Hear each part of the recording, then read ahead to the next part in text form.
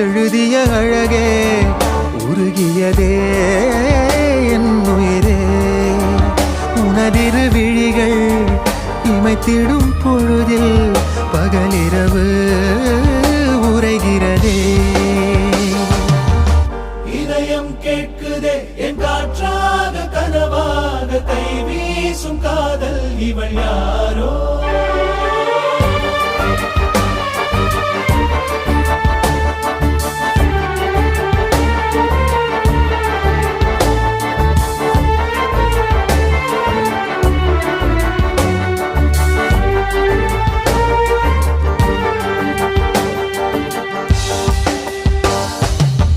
தேவதையின் விழியில் விழா காணும் பொன்வானம் அழைக்குது அருகில்